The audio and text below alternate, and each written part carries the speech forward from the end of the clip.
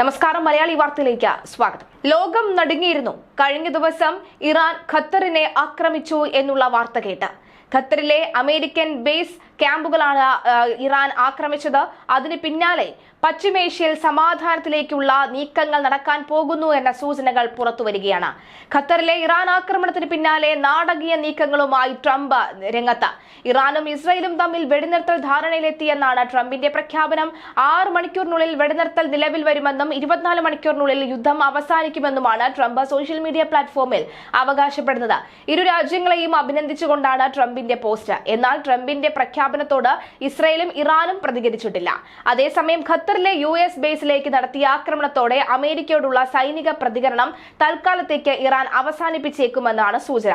തുടർന്നും അമേരിക്ക പ്രകോപിച്ചാൽ പ്രതികരിക്കുമെന്നാണ് ഇറാന്റെ നിലപാട്. അമേരിക്കൻ പ്രസിഡന്റ് ആകട്ടെ ആക്രമണം അവഗണിച്ച് സമാധാനത്തിന് ആഹ്വാനം ചെയ്യുകയാണ് ചെയ്തത്. ഇതോടെ വലിയ ആശങ്കയാണ് തൽക്കാലത്തേക്കെങ്കിലും ഗൾഫ് മേഖലയിൽ നിന്ന് ഒഴിയുന്നത്. അതേസമയം സമാധാനം പുലരുന്നതിൽ ഇസ്രായേൽ നിലപാട് നിർണായകമാണ്. ആശങ്ക സമാധാനത്തിലേക്ക് വഴിമാറുമോ എന്നാണ് ലോകം ഉറ്റുനോക്കുന്നത്. ഇസ്രായേലിനൊപ്പം ചേർന്നുള്ള അമേരിക്കൻ ആക്രമണത്തിനുള്ള ഇറാന്റെ തിരിച്ചടിയായ ബഷാറത്ത് അൽ ഫത്തയ്ക്ക് പിന്നാലെ അടച്ച വ്യോമതാവളം തുറന്നു ഖത്തർ.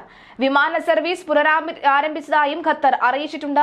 ഖത്തർ എയർവേസ് ഉൾപ്പെടെ സർവീസുകൾ സാധാരണ നിലയിലാക്കിയിട്ടുണ്ട്. കുവൈത്ത് ഉൾപ്പെടെ മറ്റ് ഗൾഫ് രാജ്യങ്ങളിലും വ്യോമപാതകൾ തുറന്നു. ഇസ്രായേലിനൊപ്പം ചേർന്നുള്ള അമേരിക്കൻ ആക്രമണത്തിനുള്ള ഇറാന്റെ തിരിച്ചടിയായ ബഷാറത്ത് അൽ ഫത്തെ ഓപ്പറേഷനെ പരിഹസിച്ച് US പ്രസിഡന്റ് ട്രംപ് രംഗത്ത് വന്നു. എല്ലാ മുന്നറിയിപ്പും നൽകിയിട്ടും ആളൊഴിഞ്ഞ വ്യോമതാവളത്തിൽ ബോംബിട്ട് പോന്നു എന്നാണ് ഇറാന്റെ തിരിച്ചടിയെക്കുറിച്ച് ട്രംപ് അഭിപ്രായപ്പെട്ടത്.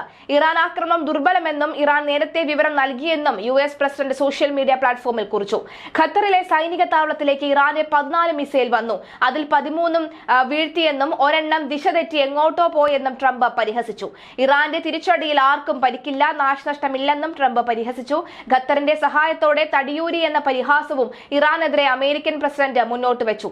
ഇറാന്റെ ബോംബ് വീഴാൻ അനുവദിച്ച ഖത്തറിന് നന്ദിയെന്നും ട്രംപ് പറഞ്ഞു.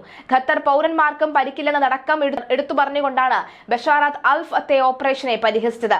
ഖത്തർ ഭരണാധികാരിക്ക് നന്ദി പറഞ്ഞ ട്രംപ് മേഖലയിലെ സമാധാനത്തിനായി ചെയ്ത എല്ലാറ്റിനും നന്ദിയെന്നും വിവരിച്ചു. ഇനി ഇറാനും ഇസ്രായേലിനും സമാധാനമാകാമെന്നും പശ്ചിമേഷ്യയിലെ ആശങ്ക ഒഴിയുന്നു എന്നും US പ്രസിഡന്റ് കൂട്ടിച്ചേർത്തു. നേരത്തെ ഖത്തറിലെ അമേരിക്കൻ സൈനിക താവളത്തിന് നേരെ ആക്രമണം നടത്തിയതിന് പിന്നാലെ നിലപാട് വ്യക്തമാക്കി ഇറാൻ രംഗത്തെത്തിയിരുന്നു. ഖത്തറല്ല, അമേരിക്കയ്ക്കുള്ള തിരിച്ചടിയാണ് തങ്ങളുടെ ലക്ഷ്യമെന്നാണ് ഇറാൻ വ്യക്തമാക്കിയത്. അൽ ഉദൈദ് വ്യോമതാവളത്തിന് നേരെയുള്ള മിസൈൽ ആക്രമണം ഖത്തറിലെ ജനവാസ മേഖലയിൽ നിന്ന് വളരെ അകലെയാണെന്നാണ് ഇറാനിയൻ സുപ്രീം നാഷണൽ സെക്യൂരിറ്റി കൌൺസിലിന്റെ വിശദീകരണം.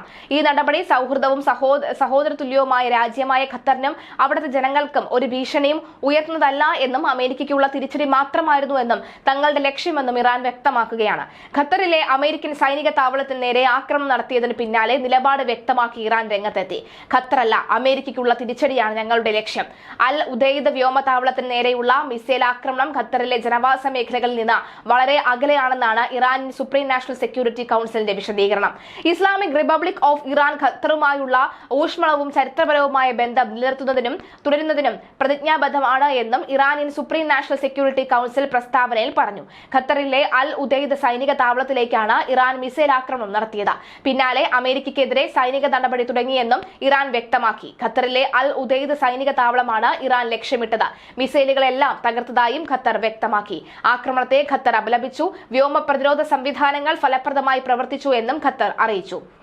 അതേസമയം ആക്രമണത്തിന്റെ പശ്ചാത്തലത്തിൽ കുവൈത്ത് വ്യോമപാത താൽക്കാലികമായി അടച്ചു. രാജ്യത്തിന്റെ സുരക്ഷയും സൂക്ഷ്മതയും സുരക്ഷിതത്വവും കണക്കിലെടുത്ത നിരവധി അയൽ രാജ്യങ്ങൾ വ്യോമതാവളങ്ങളും വ്യോമ അതിർത്തിയും അടച്ചുപൂട്ടുന്നത് ഉൾപ്പെടെയുള്ള മുൻകരുതൽ നടപടികൾ കണക്കിലെടുത്ത മുൻകരുതൽ നടപടിയായാണ് കുവൈത്ത് തങ്ങളുടെ വ്യോമ അതിർത്തി താൽക്കാലികമായി അടച്ചുപൂട്ടിയതായി പ്രഖ്യാപിച്ചത്.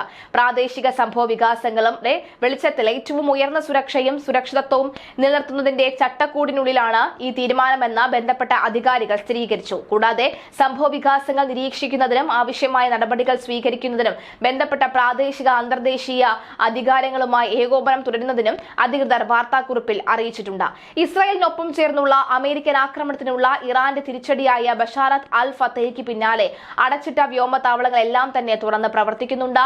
കുവൈത്ത് വ്യോമ ഗതാഗതം പുനഃസ്ഥാപിച്ചതായി സിവിൽ ഏവിയേഷൻ അറിയിച്ചിട്ടുണ്ട്. പ്രസക്തമായ അധികാരങ്ങളുമായുള്ള ഏകോപനത്തിന്റെയും പ്രസക്തിയായ പ്രാദേശിക അന്തർദേശീയ സ്ഥാപനങ്ങളുമായുള്ള സഹകരണത്തിന്റെയും അടിസ്ഥാനത്തിൽ വ്യോമമേഖല വീണ്ടും തുറക്കാനും കുവൈത്ത് അന്താരാഷ്ട്ര വിമാനത്താവളത്തിലേക്കും തിരിച്ചുള്ള വ്യോമ ഗതാഗതം സാധാരണ നിലയിലാക്കാനും തീരുമാനിച്ചതായാണ് സിവിൽ ഏവിയേഷൻ ഡയറക്ടറേറ്റ് ജനറൽ അറിയിച്ചത്. കുവൈറ്റ് വ്യോമ മേഖലയിൽ ഉയർന്ന നിലവാരത്തിലുള്ള സുരക്ഷ ഉറപ്പാക്കുന്നതിനുള്ള സിവിൽ ഏവിയേഷൻ ഡയറക്ടറേറ്റ് ജനറലിന്റെ പ്രതിബദ്ധത ഈ തീരുമാനം സ്ഥിരീകരിക്കുന്നു. കൂടാതെ ബന്ധപ്പെട്ട പ്രാദേശിക അന്തർദേശിക അധികാരികളുമായി സഹകരിച്ച പ്രത്യേകിച്ച് ടീമുകൾ നടത്തിയ കൃത്യമായ വിലയിരുത്തലുകളുടെ അടിസ്ഥാനത്തിലാണ് തീരുമാനം. അതിനിടെ ഇറാന്റെ തിരിച്ചടിയായ ബഷറത്ത് അൽ ഫത്തേ ഓപ്പറേഷനെ പരിഹസിച്ച US പ്രസിഡന്റ് രംഗത്ത് വരുമ്പോഴും കൃത്യമായിട്ട് നമുക്ക് അറിയാൻ സാധിക്കുന്നുണ്ട് എങ്ങോട്ടേക്കാണ് ഈ കാര്യങ്ങൾ നീങ്ങുന്നത് എന്നുള്ളത്. എന്തായാലും ആക്രമണം ശക്തമായി തന്നെ മുന്നോട്ട് പോകുന്നുണ്ട് എന്നാണ് വ്യക്തമാകുന്നത്. അതേസമയം 12 ദിവസത്തെ യുദ്ധമെന്ന് വിളിക്കാവുന്നത് അവസാനിപ്പിക്കാൻ ആവശ്യമായ ക്ഷമ, ധൈര്യം, ബുദ്ധി എന്നിവയ്ക്ക് ഇറാനെയും ഇസ്രായേലിനെയും അഭിനന്ദിക്കുന്നു. വർഷങ്ങളോളം നീണ്ടു നിൽക്കുകയും മധ്യപൂർവ്വ ദേശത്തെ മുഴുവൻ നശിപ്പിക്കുകയും ചെയ്യാമായിരുന്ന യുദ്ധമായിരുന്നു ഇത്. പക്ഷേ അങ്ങനെ സംഭവിച്ചില്ല, ഒരിക്കലും സംഭവിക്കുകയുമില്ല. ദൈവം ഇസ്രായേലിനെ അനുഗ്രഹിക്കട്ടെ, ദൈവം ഇറാനെ അനുഗ്രഹിക്കട്ടെ, ദൈവം മധ്യപൂർവ്വ ദേശത്തെ അനുഗ്രഹിക്കട്ടെ, ദൈവം US-നെ അനുഗ്രഹിക്കട്ടെ, ദൈവം ലോകത്തെ അനുഗ്രഹിക്കട്ടെ എന്നാണ് ട്രംപ് സമൂഹ മാധ്യമത്തിൽ കുറിച്ചത്. ദോഹയിൽ US വ്യോമതാവളത്തിൽ ഇറാൻ മിസൈൽ ആക്രമണം നടത്തിയതിനു പിന്നാലെ ഗൾഫ് മേഖലയിലേക്കുള്ള എല്ലാ വിമാനങ്ങളും എയർ ഇന്ത്യയും റദ്ദാക്കി. കൊച്ചിയിൽ നിന്ന് ഷെഡ്യൂൾ ചെയ്തിരുന്ന ഖത്തർ വിമാനങ്ങളിലൊന്ന് നേരത്തെ എയർ ഇന്ത്യ റദ്ദാക്കിയിരുന്നു. ഇതിന് പിന്നാലാണ് ഇനിയൊരു അറിയിപ്പ് ഉണ്ടാകുന്നത് വരെ വിമാനങ്ങൾ റദ്ദാക്കുകയാണ് എന്ന് എയർ ഇന്ത്യ അറിയിച്ചത്.